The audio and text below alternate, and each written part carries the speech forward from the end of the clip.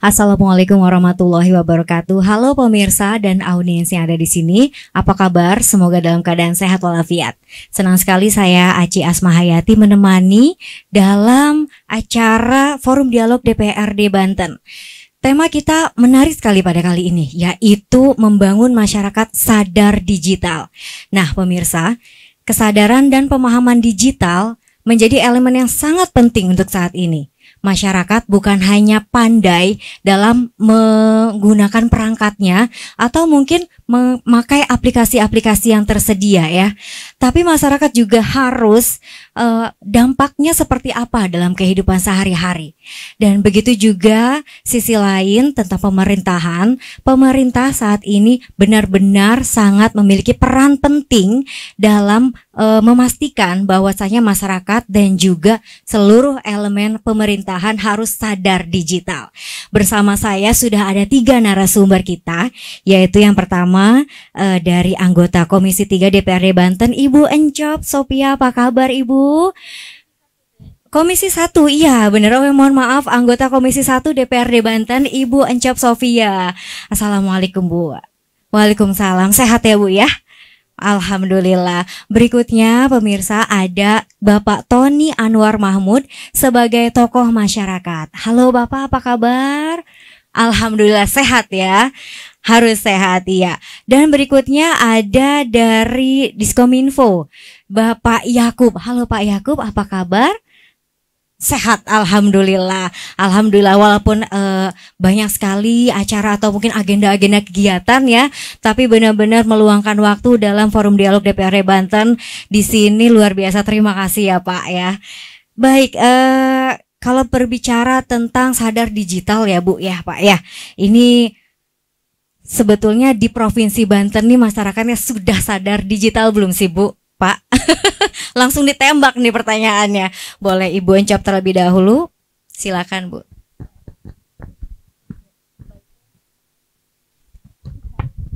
Halo. Nah, kalau kita ngomong Provinsi Banten, ini Provinsi Banten ini yang mana gitu ya?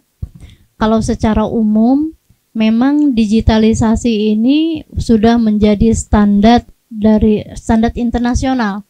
Indonesia sebagai bagian dari negara yang internasional ya, nah yang global, itu Indonesia secara keseluruhan sudah memiliki peningkatan digitalisasi. Apalagi dengan COVID kemarin ya Teh, itu sekolah aja sudah pakai daring kan, ya mau nggak mau digitalisasi itu sudah akrab. Nah, kalau pertanyaannya apakah Banten sudah termasuk masyarakat yang sudah memahami, sudah masuk di dalam arena digitalisasi, nampaknya mau tidak mau itu sudah masuk gitu. Banten harus, hanya harus juga tetap dibuka ruang. Di Banten ini masih ada juga saudara-saudara kita yang belum punya akses maksimal terhadap digitalisasi. Sehingga program literasi digital itu harus masuk ke pedesaan-pedesaan ya Pak ya, baik program yang dari kementerian maupun program dari pemerintah daerah harus masuk ke masyarakat dimanapun gitu ya, di pojok-pojok Bantennya. Dan termasuk juga upaya adanya internet gratis. Kalau dulu kan support untuk sekolah ya, internet gratis, nampaknya itu jangan juga dihapus itu Pak, karena harus ada ya subsidi dari pemerintah untuk digitalisasi untuk seluruh masyarakat, terutama masyarakat yang kita anggap agak jauh sentuhan digitalisasinya. Gitu. Baik, berarti tetap ya harus mensosialisasikan juga tentang digitalisasi, betul ya Bu ya.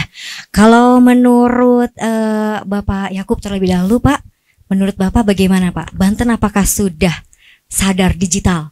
Baik, terima kasih Mbak Aci, rekan-rekan mahasiswa dan narasumber yang lain, Ibu Dewan dan Pak Doktor, ini benar-benar senior sekali. Beliau kan sekarang banyak jabatannya lah. Baik, kalau bicara digitalisasi lalu di depan mahasiswi dan mahasiswa, kayaknya kita malah yang kala. Coba nih bayangin nih, pagi dibangunkan oleh, kalau yang muslim suara azan mungkin atau alarm. Siangan mau makan siang pesen Gojek apa GoFood gitu ya. GoFood, atau berangkat kuliah pakai Gojek. Makan pesen pakai GoFood. Ya, aplikasi lah ya. Boleh nyebut merek nggak apa ya? Pakai aplikasi ya. Kemudian entar orang tuanya atau perlu uang juga ada transfer gitu langsung ya Pak ya. Pakai dompet digital dan lain-lainnya itu. Kemudian terakhir kalau malam apa Mbak? Apa Pak? Sleep call. Oh. Pada senyum-senyum nih, pada tahu nih kayaknya. Sleep call. Jadi kalau dibilang belum digital kayaknya enggak. Iya. Bahkan menurut data yang saya baca dari Indonesia Data, warga Banten itu 89% sudah mengakses internet. Sudah mengakses internet. Nah, tergantung apakah dia kan kalau digital pasti sama smartphone ya, pasti berbasisnya smartphone lah gitu. Kalau mungkin HP-HP jadul yang bapak-bapak orang tua kita yang penting bisa telepon, bisa SMS kan mungkin nggak bisa pesen yang tadi. Tapi kalau teman-teman ini nggak mungkin lah, pasti kan. Bahkan HP-nya jangan-jangan lebih dari 2. Iya kan? Maksudnya 2, satu untuk apa gitu ya? Satu untuk bisnis mungkin satu ya. Untuk sekolah. Oh iya, gitu. oke. Positif. Ya. Jadi mungkin kalau bicara digitalisasi di Provinsi Banten, kebetulan memang wilayah kita bertetangga dengan pusat kekuasaan, pusat ekonomi, pusat segala-galanya Jakarta, pastilah. Apalagi anak-anak Untirta kan, anak-anak pilihan. Dan yang lain juga anak-anak pilihan, bukan berarti anak Untirta aja. Artinya kan masuknya melalui tes kan, gitu.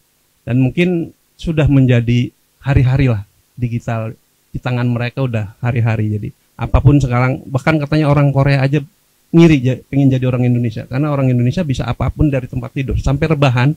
Ini generasi rebahan katanya kan, itu kita bisa pesen dan bisa kemana-mana. Mungkin itu gambarannya. Baik, bahkan kayaknya kalau misalnya kita boleh memilih antara ketinggalan dompet atau ketinggalan handphone, kayaknya masih memilih ketinggalan dompet ya.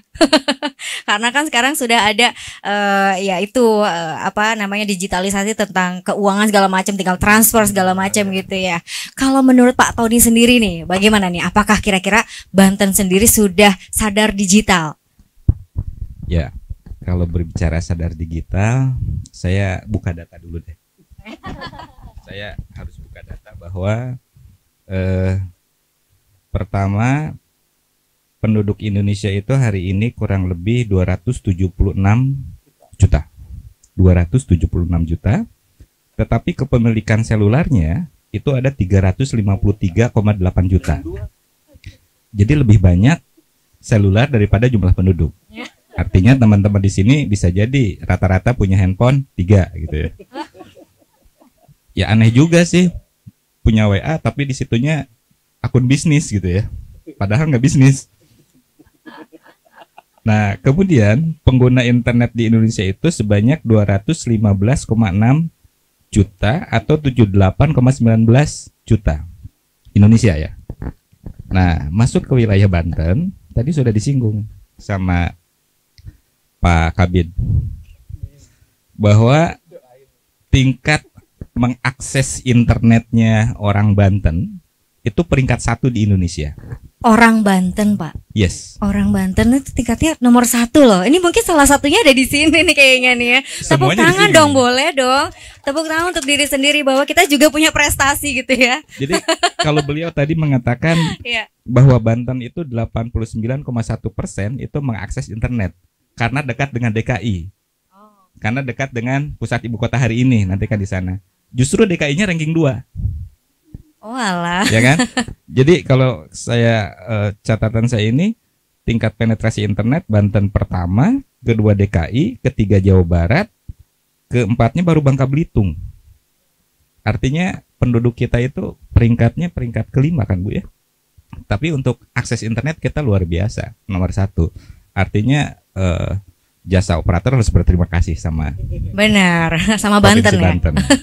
Jadi mungkin harus ada juga yang masuk PAD Bu Boncok. Nah, yang kedua berbicara tentang sadar. Saya lihat dari hasil survei Microsoft bahwa Indonesia itu peringkat 29 dari 32 negara yang disurvei. Dari aspek apa? Dari aspek sopan santun. Sopan santun di dalam penggunaan media sosial ataupun di internet, kita nyaris terburuk karena ranking 29 dari 32 negara yang disurvei. Jadi kalau berbicara, Teh Aci nanya kesadaran, sebentar, ini hasil survei etika berinternetnya kita nyaris di ujung, nyaris yang terburuk. Nah, mungkin balik lagi sama beliau bahwa etika dalam menggunakan medsos dan internet pun perlu ada dorongan, entah itu dari beliau di Kominfo ataupun melalui dinas pendidikan atau yang lainnya yang berkenaan, sehingga saya sebagai bagian dari salah satu orang tua mengajak kepada generasi Z, XYZ dan seterusnya, mari kita mulai menggunakan literasi media untuk memberikan dampak positif. Jangan sampai dalam setiap malam kita scroll hanya untuk lihat TikTok sampai tertidur. Artinya kemanfaatan kita hanya untuk news. Tidak sedikit juga anak kecil yang belum sekolah sudah diberikan akses. Di penelitian juga menunjukkan umur 3 tahun sudah dikasih akses internet. Tapi sisi positifnya ada.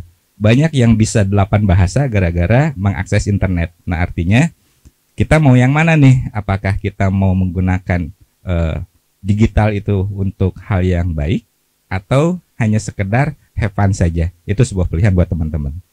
Saya pikir begitu.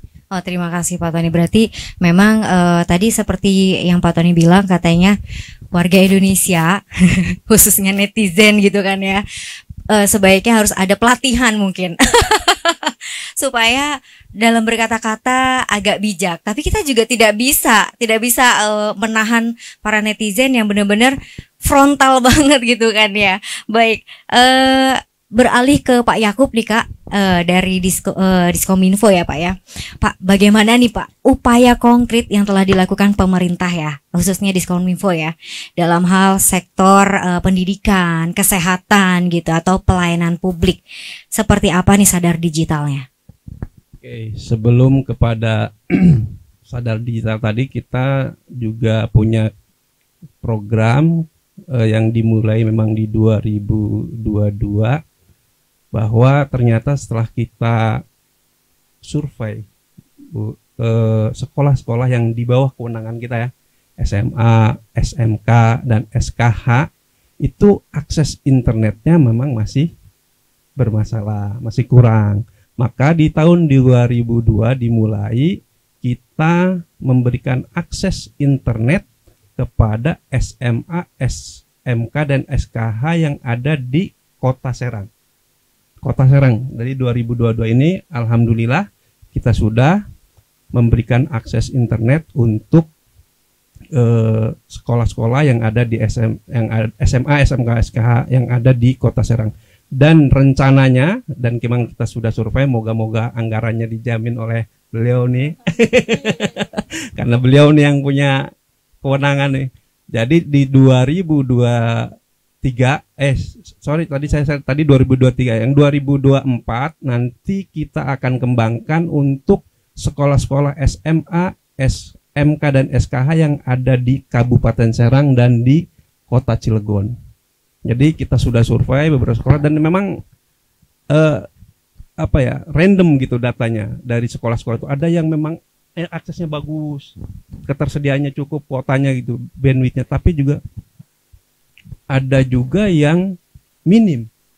Maka yang minim itulah akan kita standarkan supaya sama-sama akses internetnya dapat dengan yang lain gitu sama. Jadi di dunia pendidikan hari ini untuk infrastruktur kita itu dulu tuh. Dan kemudian tadi ada kesehatan ya Mbak. Kesehatan kita juga menjamin ketersediaan fasilitasi internet di RSUD Banten. Jadi sekarang dua sisi itu Pak tokoh masyarakat nih. Satu melalui fiber optik yang memang jaringannya ada di situ. Kedua, kita juga point to point tembak dari menara yang ada di KNPI. Gedung KNPI itu kan ada menara Pak ya. Jadi sebagai backup kita tembak dari situ. Jadi kalau memang fiber optik bermasalah, kita pakai point to point yang dari menara tower itu. Kemudian juga karena itu rumah sakit baru, dibangun juga sistem informasi manajemen rumah sakit yang memang admin dan segala itunya diberikan kepada rumah sakit ya, tapi internet kemudian servernya ada di kita. Jadi di dua itu, pendidikan dan kesehatan, untuk infrastruktur ya Mbak ya, itu sudah kita berikan. Dan kalau memang untuk apa yang ketiga itu tadi apa? Pelayanan publik. Oh, pelayanan publik, mungkin ada aplikasi SP4N lapor, ada PPID, ada yang lain-lain, mungkin ada OSS di investasi, perizinan. Di perizinan itu bagian dari kesepakatan atau program kita dalam rangka menunjang infrastruktur daripada lembaga-lembaga yang memang menjadi pelayan publik. Mungkin itu. Baik, terima kasih Pak Yakub. Jadi sudah banyak sekali upaya yang dilakukan oleh Disubkominfo ya. Oh, alhamdulillah, terima kasih ya Pak ya. Kita beralih ke Bu Encop ya Bu ya. Bu nih, kira-kira apa nih langkah konkret yang telah direkomendasikan atau yang sudah dilakukan oleh DPRD ya Bu ya, untuk memastikan bahwa setiap inisiatif teknologi digital yang diadopsi pemerintah itu berdampak positif bagi pemerintah, bagi masyarakat gitu. Ya, mulai dari teknis sampai pada substansinya. Teknisnya itu bagaimana mungkin kalau bahasa lebih teknis Pak ya, mesinnya, ya kualitas mesinnya, kualitas servernya, sarana prasarana di Diskominfo sendiri kita dampingi lebih meningkat dan berkualitas gitu kan. Karena di Diskominfo ini bankingnya informasi. Jadi pusat data kalau kita pengen tahu apa itu Banten, itu bisa tanya ke Diskominfo. Kira-kira seluruh data di OPD yang ada di Banten ini terpusat di Diskominfo, sehingga kita harus pastikan bahwa servernya itu yang berkualitas ya dan mumpuni. Kemudian juga kemampuan sandi untuk memproteksi segala macam ya, itu juga keamanannya juga mumpuni. Ini yang secara teknisnya yang kami dampingi. Kemudian hal lainnya, kita juga mendorong untuk melakukan sosialisasi digitalisasi di masyarakat bersama-sama dengan Diskominfo dan masyarakat. Kita juga melakukan sosialisasi mulai dari bagaimana penggunaan teknologi digital ini supaya optimal fungsinya ya, jangan sampai hasil surveinya itu bertolak belakang gitu ya. Kita punya alatnya tetapi penggunaan terhadap alatnya itu tidak maksimal. Jadi bagaimana masyarakat menjadi subjek dengan dibantu teknologisasi itu, masyarakat menjadi subjek, mempermudah pekerjaan masyarakat, mempermudah komunikasi, kemudian juga membantu administrasi banyak hal yang itu yang terbantu. Dan tak lupa juga kita dorong juga mulai dari kalau ada acara pusat ya Pak ya kita difasilitasi, kemudian kita juga mendorong bagaimana program-program pusat dan program-program daerah mengenai perbantuan internetisasi itu ya, itu juga harus terus digalakan. Jadi bagaimana kelurahan-kelurahan itu harus difasilitasi kemudahan internet yang itu bisa diakses oleh warga gitu loh. Jadi kalau warga mau menggunakan internet gratis gitu, datang minggir-minggir di kelurahan kira-kira gitu ya. Selain kalau sekolah itu kan kemarin ada bantuan langsung Pak ya untuk internet kalau masa COVID. Kalau sekarang memang sudah normal, sudah tidak ada bantuan itu. Tapi upaya-upaya bagaimana masyarakat mengakses internet mudah, di mana harapannya dengan kemudahan masyarakat mengakses internet, masyarakat bisa menerima nilai positifnya. Mereka bisa berdagang melalui internet. Mereka juga bisa bercerita tentang wilayahnya. Ini kalau mahasiswa nggak usah diomongin. Kita lagi ngomongin masyarakat Banten yang kebetulan tidak seberuntungnya dengan teman-teman di sini. Gitu. Yang namanya pemerintah kan harus memikirkan yang teruntungkan dan yang tidak teruntungkan, itu harus kita pikirkan. Kira-kira gitu. Baik, terima kasih. Jadi untuk dampak positifnya sudah dirasakan banyak oleh kalangan masyarakat ya Bu ya. Baik, kita beralih ke Pak Tony, Pak. Pak, kira-kira nih Pak ya, komentar Bapak gimana nih Pak terkait langkah-langkah yang sudah ditempuh oleh Pemprov Banten dalam hal ini dalam bidang tata kelola pemerintah dan juga layanan publik, apakah memang sudah bagus? Bagaimana tanggapan Bapak? Baik, kalau ukuran bagus. Sebelum dijawab, kita akan kembali lagi setelah break yang satu ini. Jangan kemana-mana.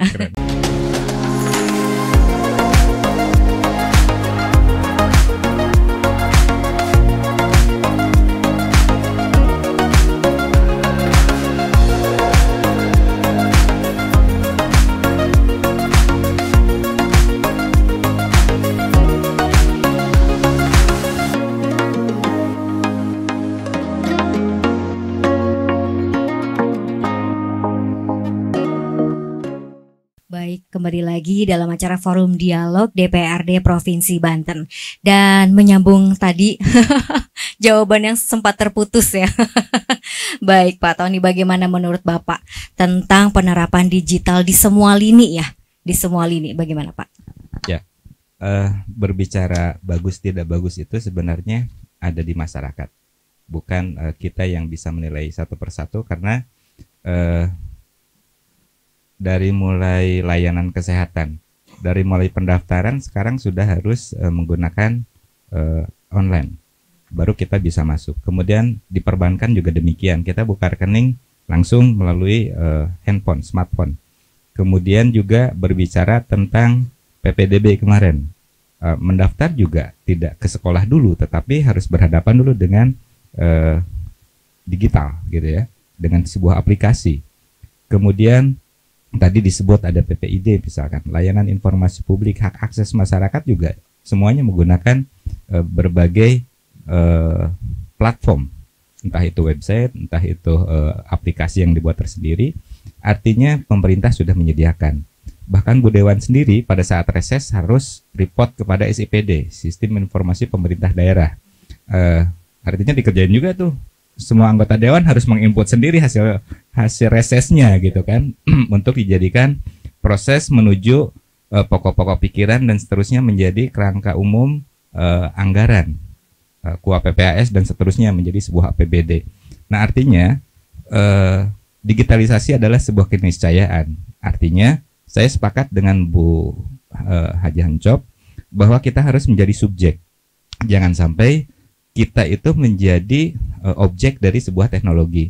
Misalkan teman-teman mahasiswa jangan pernah menggunakan ChatGPT hanya untuk mengerjakan makalah. Awas, saya tahu mana yang menggunakan ChatGPT, mana yang kerangka berpikir sendiri, gitu kan ya.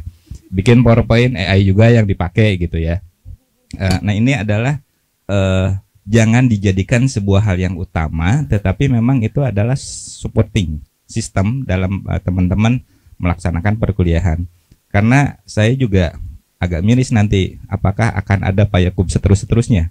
Karena bisa jadi ASN juga digantikan oleh digitalisasi. Nah, ya kan Mbak ya? Bisa jadi karena kita lihat dulu ada iklannya kalau kita bayar tol, sekarang nggak pernah saya cari-cari, nggak ada yang jaga tol. Sekarang hanya mesin yang ada. Nah artinya kan bisa jadi nanti pelayanan publiknya pemerintah daerah ya semuanya digitalisasi, serba digital ya jadinya. Nggak ketemu orang lagi. Iya. Ya kan?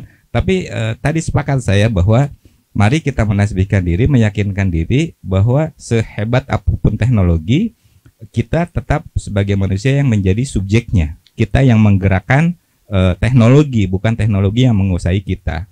Karena lagi-lagi saya menunjukkan hasil survei TACI, masyarakat hari ini itu adalah hidup tanpa ponsel itu paling lama hanya kuat 7 menit. Tanpa ponsel. Tanpa ponsel hanya 7 menit. Kemudian rata-rata mengakses internet dalam satu hari itu rata-ratanya 8 sampai 11 jam sehari. Dan itu mungkin kebanyakan media sosial. Ya. Makanya Ayo ngaku. ya, makanya teman-teman itu termasuk Juliders gitu kan ya. Netizen yang kejam gitu ya. Ya. Nah, artinya mari kita optimalkan layanan publik yang sudah dibangun pemerintah, hanya mungkin perlu dibantu dengan blank spot area yang walaupun diklaim pemerintah tidak ada, tapi kenyataannya ada, Pak Kabid.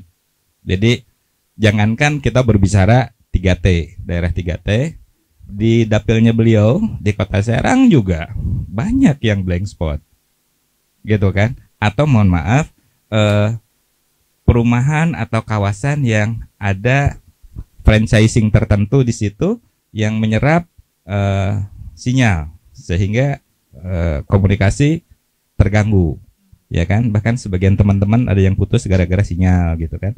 Nah, artinya blank spot ini masih menjadi masalah. Sementara kita ingin ibu kota menjadi smart city, provinsi kita pengen menjadi smart province, gitu kan? Tetapi daya dukung terhadap itu, termasuk kesadaran digital masyarakat juga masih perlu digaungkan. Disosialisasikan lagi ya, lebih gencar lagi nih berarti ya. Berarti dari masyarakat ataupun dari pemerintahan harus bersinergi juga supaya sadar digital tersebut benar-benar bisa dirasakan oleh semua kalangan masyarakat begitu ya. Kita beralih ke Bu Encop ya Bu ya. Bu, apakah ada perumusan kebijakan atau regulasi terkait dengan program sadar digital, Bu? Ada. Kalau di dinas Pak ya, itu ada literasi digital itu kan salah satu upaya bagaimana masyarakat memahami digital dan kemudian bagaimana menggunakan digitalisasinya itu. Nah, kalau untuk pelayan-pelayan publik ini kan bagaimana proses digitalisasi itu harus bisa memberikan informasi. Jadi informasi yang akurat, yang transparan tentang pemerintah itu juga harus kita lakukan ya Pak ya. Nah, kita kayak misalnya kalau kita ngelihat ya di Kota Serang, di Ciceri itu kan ada apa istilahnya Pak yang informasi yang lewat-lewat itu, maklum orang jadul. Itu jadi masyarakat bisa mengakses misalnya apa yang dilakukan oleh pemerintah Banten gitu. Program-program apa saja itu bisa dilihat begitu. Dan untuk keamanan juga, untuk keamanan jalan dan lain sebagainya juga kita kan ada ininya juga Pak ya. Jadi yang namanya PJ Gubernur untuk melihat, untuk memantau OPD-nya itu bisa dari jarak jauh. Tinggal dilihat aja, oh ini pintu di sini. Jadi kayak CCTV yang bisa dilihat, oh program di sini, oh OPD di sini, oh mereka mana yang lagi ngantuk gitu, kelihatan juga gitu, kira-kira gitu. Jalan-jalan yang lagi ada hambatan dan lain sebagainya. Nah, masyarakat juga bisa menggunakan informasi publik itu sebagai upaya untuk mengetahui bagaimana dan apa sih Provinsi Banten gitu. Jadi pemerintahnya menggunakan informasi publik untuk memberitahu pada masyarakat dengan cara semuanya serba ya. Iya dan lain sebagainya gitu. Nah, itu juga. Ibu Encop juga. Baik Ibu. Jadi sudah ada transparansi informasi ya dari pemerintah juga ya. Berarti itu bisa diakses sama masyarakat juga gitu ya, untuk informasi-informasi yang ada dalam pemerintahan tersebut ya. Baik, kita beralih ke Pak Yakub ya Pak ya. Pak, kira-kira nih upaya kerjasama antara pemerintahan provinsi nih ya, baik pemerintahan kabupaten atau mungkin kota gitu ya Pak, dan juga sektor swasta nih Pak. Nah, bagaimana transformasi digital di Banten? Kalau bicara kerjasama kalau dengan pemerintah daerah pasti kita sudah sering lakukan ya Mbak. Tentunya kita dalam melaksanakan kegiatan-kegiatan yang di posisinya ada di kabupaten kota, pasti kita kulo nuwun dan pasti kita mengajak bersama untuk sama-sama melaksanakan kegiatan-kegiatan tersebut. Cuma memang dengan swasta ini kami belum ketemu ininya nih Pak Tokoh dan Ibu Dewan nih. Artinya kami juga berharap dukungan juga dari Dewan dan juga tokoh masyarakat terkait dengan misalnya saya punya pengalaman di daerah tertentu di provinsi lain Bu. Jadi para provider yang bermain di provinsi Banten, ya kita bisa sebutkan namanya beberapa itu diminta CSR-nya Bu untuk tadi sebagai solusi dari blank spot wilayah tadi. Jadi jangan masang BTS-nya di daerah yang produktif saja lah kira-kira, tapi juga di daerah-daerah yang menurut pengalaman ataupun ini dirasakan masih kecil sinyal dan lain sebagainya. Ya bisa saya sebut nama lah ke Pandeglangnya mungkin daerah Mandalawangi begitu, atau mungkin daerah selatan di Lebaknya memang kita rasakan ketika kita mungkin berada di sana sangat minim sekali. Nah itu kita juga minta bantuan nih ke tokoh masyarakat dan juga Bu Dewan untuk mendorong CSR dari provider yang ada yang bermain di wilayah Banten untuk juga membantu terutama tadi blank spot wilayah tadi ya, daerah gelap, daerah yang tidak terkena akses internet. Mungkin begitu Mbak Aci. Iya Pak, Bu, dibantu katanya Bu. Baik, karena mungkin di Banten sendiri masih ada beberapa blank spot ya gitu ya Pak ya. Dan kita harapkan sih Banten sendiri tidak ada blank spot ya Pak, merata gitu ya. Karena sadar digital itu benar-benar hal yang penting untuk saat ini begitu ya. Baik, kita ke Pak Tony Pak. Pak, sejauh ini menurut Bapak nih manfaat teknologi untuk memperbaiki layanan publik nih ya Pak ya, terutama di kalangan pemerintahan nih. Kira-kira sudah optimal belum Pak? Ya. Seringkali tadi sudah saya singgung bahwa layanan publik yang berbasis digital itu sudah disediakan. Hanya kadang-kadang ada ego sektoral dari dinas-dinas tertentu.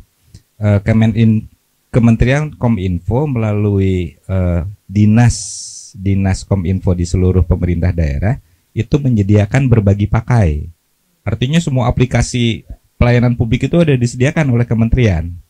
Tetapi kadang-kadang pengen bikin sendiri ya Bu Dewan ya. Nah akhirnya apa? Ini ada berbenturan kepentingan sehingga layanan publik yang seharusnya cepat akhirnya terkendala. Karena semua aspek layanan publik semua nyaris sudah berbasis digital.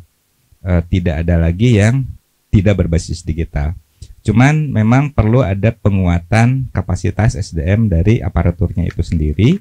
Karena pada saat masyarakat tidak memahami, kan tidak semuanya masyarakat juga memahami penggunaan aplikasi. Saya kadang membantu beberapa tetangga anaknya yang PPDB. Sementara kan si aplikasi itu sudah dibikin sedemikian mudah oleh pembuatnya. Tapi kan masyarakat juga perlu lebih waktu untuk bisa memahami cara menggunakan aplikasi tersebut. Demikian juga teman-teman mahasiswa dari mulai pendaftaran kan memang harus menggunakan aplikasi untuk kependudukan dan sebagainya sudah berbasis aplikasi. Cuman yang terpenting tadi SDM di pemerintah daerahnya juga diberikan kemapanan pemahaman sehingga memberikan kemudahan lebih terhadap masyarakat. Poinnya itu. Baik, terima kasih. Berarti setidaknya sudah optimal, cuman agak sedikit harus dibenahi lah ya gitu. Baik, dibenahi ya Pak. Cuman terkait yang Kenapa? tadi, Ya, bagaimana? Bu Dewan juga sangat tahu bahwa di kita ada forum CSR, baik di tingkat provinsi atau kabupaten kota. Mungkin itu juga bisa sebuah problem solving terhadap kebutuhan-kebutuhan di Provinsi Banten khususnya blank spot. Ya, baik, terima kasih Pak Tony. Kita beralih ke Pak Yakub nih Pak, dari Diskominfo nih Pak ya. Kira-kira sudah ada pembekalan nggak sih Pak kepada masyarakat supaya tidak cepat banget termakan hoax? Ya, atau mungkin apa ya?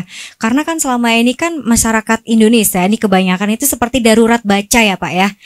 Kalau misalkan ngelihat berita gitu, kita cuma ngelihat headline-nya aja, udah aja. Berasa headline itu adalah isi berita semuanya. Ternyata malah beritanya salah gitu kan ya. Nah, menurut Bapak bagaimana nih Pak dengan adanya hoax, dengan adanya mungkin apa ya, undang-undang IT segala macam, pembekalan kepada masyarakat seperti apa Pak? Ya. Jangan dijawab dulu, kita akan kembali lagi setelah komersial break berikut ini.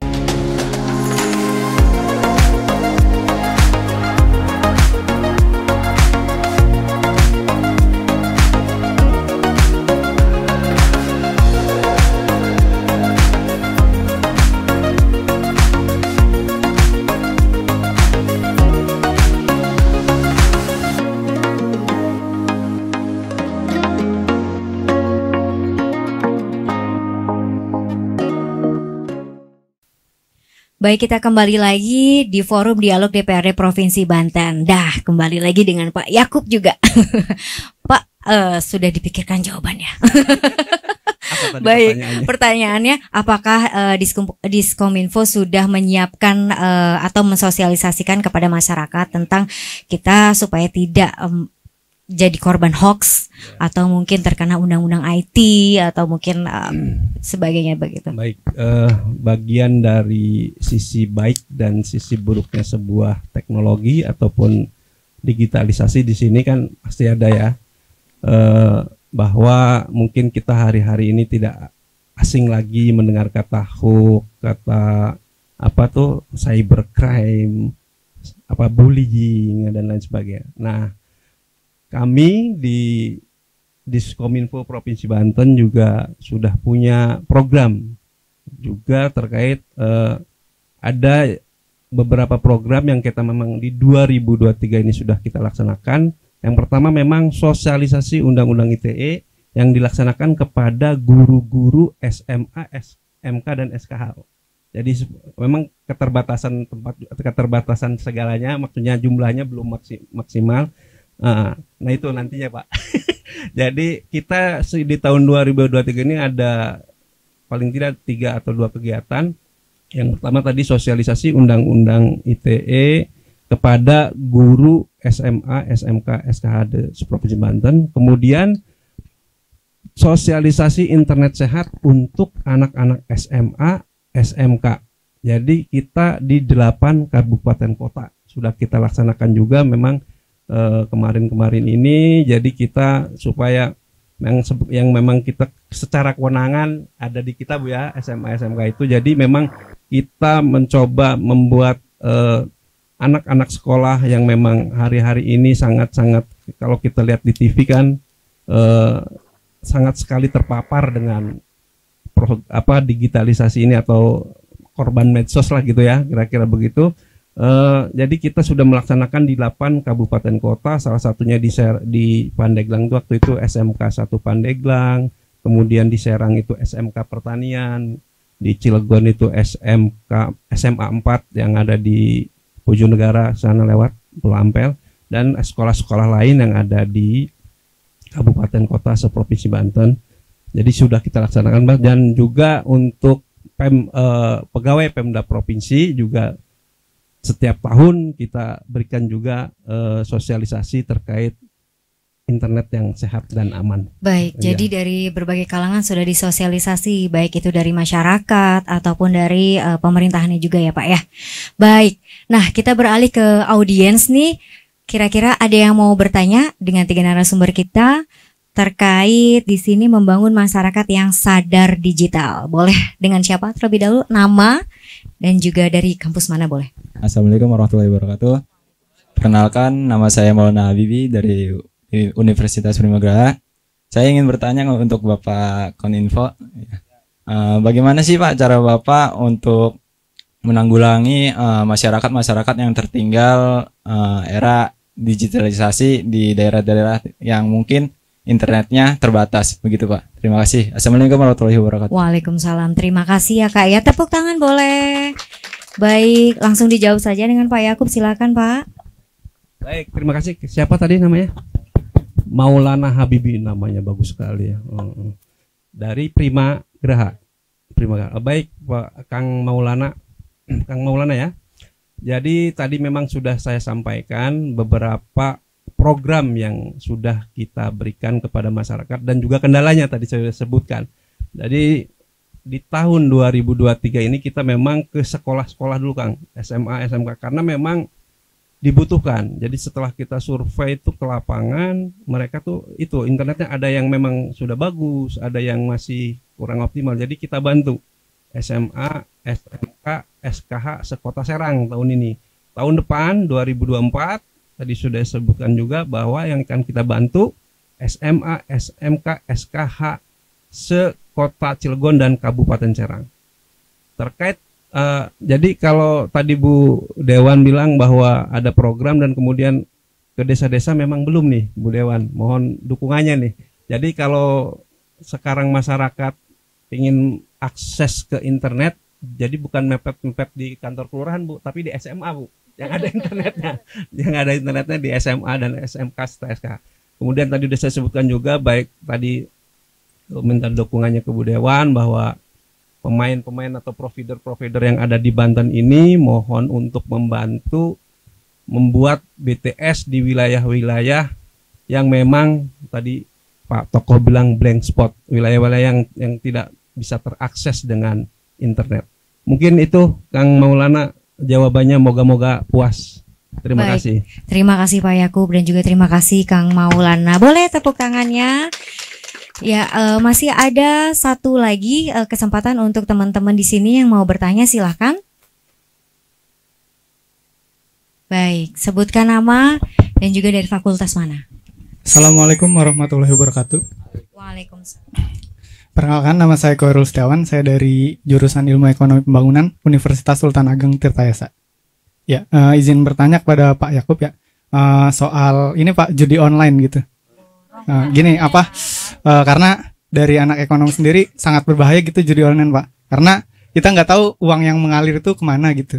Nah, ada nggak langkah-langkah dari Kominfo untuk mengatasi hal tersebut? Karena kalau hanya memblokir saja masih bisa diakses dengan hal-hal yang lain gitu, dengan VPN dan lain-lain gitu.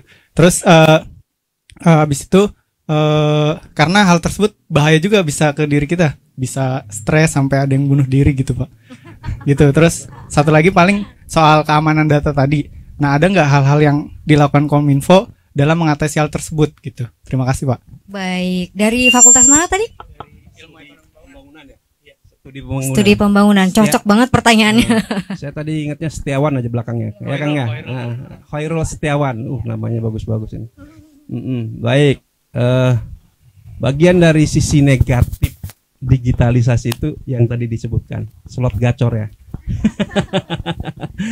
Dan memang menjadi persoalan bukan saja di negara kita, bahkan di luar pun. Dan itu, nah makanya tadi kami punya program yang tadi ke SMA, SMK, kemudian guru-guru itu dalam rangka itu juga bagian dari sisi negatifnya kan. Kita sadarkan masyarakat tentunya dengan kemampuan kita ya Bu ya, anggaran kita, dan kemudian kita sadarkan bahwa kita kasih materi, kita kasih sosialisasi bahwa ini bahaya, ini tidak boleh dan lain sebagainya. Dan kemudian kewenangan untuk istilahnya menutup itu take down ya, men-take down itu memang ada di pemerintah pusat. Jadi pemerintah provinsi itu tidak punya kewenangan dan alatnya pun tidak punya. Memang secara kewenangan di pusat. Artinya masyarakat bisa melapor ke kita bahwa misalkan ada slot gacor atau apa dan lain sebagainya, lapor kita, nanti kita laporkan ke pusat. Karena di kita itu ada tim juga, tim CISET namanya. Itu mungkin yang pertama, Kang Setiawan. Yang kedua tadi stake keamanan ya. Dari keamanan ini kita ada dua sisi. Yang pertama, kita memang punya personil SDM yang memang kita angkat menjadi tenaga ahli di Kominfo yang tentunya spesifikasinya ada, yang memang dia menjaga 24 jam aplikasi ataupun server yang kita punya itu dari sisi manusianya, SDM-nya. Yang kedua, sisi alatnya kita punya FortiGate dan FortiWeb. Jadi untuk jaringan dan aplikasi kita juga punya alat yang bisa mengendalikan gitu atau menangkal serangan-serangan daripada yang tadi Kang Setiawan sebutkan tadi. Jadi dari sisi manusianya atau SDM-nya kita punya tenaga ahli, dari sisi alatnya kita juga punya FortiGate dan FortiWeb. Mungkin itu jawabannya. Semoga puas Kang Wawan ya. Baik, terima kasih Pak Tony. Mungkin ada yang mau ditambahkan Pak tentang judi online dan juga pengamanan data ya, pengamanan data pribadi. Silakan Pak. Ya, ada kabar gembira Kang Setiawan bahwa perputaran judi online di dunia dan perputaran uang untuk judi online itu Indonesia nomor 1. Cina sekalipun masih di bawah Indonesia. Itu saya lihat di berita kemarin. Jadi kita harus semangat bahwa kita selalu ada di ranking teratas untuk hal tertentu. Dalam hal tertentu. Ya. Kemudian memang Bu Dewan, saya agak prihatin dengan Kominfo. Artinya dengan era digital hari ini seharusnya anggaran yang disediakan untuk Diskominfo itu adalah lebih besar, mengingat sarana prasarana untuk kondisi hari ini ada Banten Satu Data, kita berbicara tentang digitalisasi, tentang digitalisasi arsip, itu semuanya bertumbuh kepada Kominfo. Sementara hari ini command center, server dan sebagainya masih bergabung di sebuah dinas yang lain. Artinya kenapa tidak bisa dipindahkan ke gedung yang baru? Karena butuh sumber daya yang luar biasa. Kalau misalkan PUPR bisa tahun jamak berkelanjutan, mungkin untuk prasarananya Kominfo juga bisa demikian.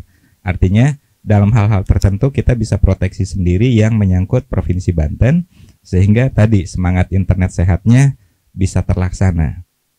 Mudah-mudahan dengan hadirnya Bu Uncap sebagai mitra Komisi 1 di dalamnya ada Kominfo bisa memperjuangkan pemindahan command center, karena kita sudah punya Perda penyelenggaraan komunikasi dan informatika yang Bu Dewan sampaikan tadi, itu sudah termaktub di sana, tinggal prasarananya Bu Dewan. Itu mungkin tambahannya. Jadi sama-sama terwakilkan ya Pak ya.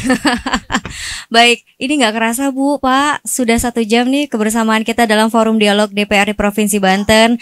Sebelum aku tutup nih, boleh closing statementnya dari Pak Tony terlebih dahulu deh. Baik. Teman-teman, bahwa berbicara tentang digitalisasi di era disrupsi ini, jangan takut dengan perkembangan teknologi, tapi mari kita kalahkan teknologi dengan membaca peluang-peluang yang lahir dari sebuah teknologi. Dan yang kedua, berbicara tentang hoax, pesan saya adalah saring sebelum sharing. Terima kasih. Ya, terima kasih Pak Tony. Selanjutnya, wah ya tepuk tangan sampai lupa. Baik, silakan Bu Uncap. Ya, bahwa digitalisasi itu memerlukan sikap kritis dari kita sendiri. Jadi kita harus benar-benar menjadi subjek, optimalkan fasilitas-fasilitas teknologi untuk mempermudah kerja kemanusiaan. Itu saja. Baik, simpel, padas dan jelas. Terima kasih Bu Uncap. Silakan Pak Yakub. Baik, kalau dari kami dari Dinas Kominfo terutama terkait keamanan data ya. Jadi sebenarnya bocornya data dari kita. Jadi tergantung kita. Jangan mudah tergoda untuk menyerahkan data-data kita sehingga nanti akan ini ke kita gitu ya, kembali ke kita permasalahannya. Dan untuk yang biasa bermain medsos, saya punya pesan yang memang jadi pesan internet sehat dan aman itu, unggah yang sehat, unduh yang bermanfaat. Itu saja mungkin. Baik, terima kasih. Dan terima kasih juga untuk audiens yang ada di sini. Boleh tepuk tangan sekali lagi untuk diri kita sendiri ya. Luar biasa ya. Terima kasih untuk Bapak dan Ibu sebagai narasumber juga. Dan pemirsa, sekian forum dialog DPRD Provinsi Banten. Saya Aci Asmahayati beserta kru yang bertugas. Mohon maaf apabila ada kesalahan, undur diri. Wassalamualaikum warahmatullahi wabarakatuh.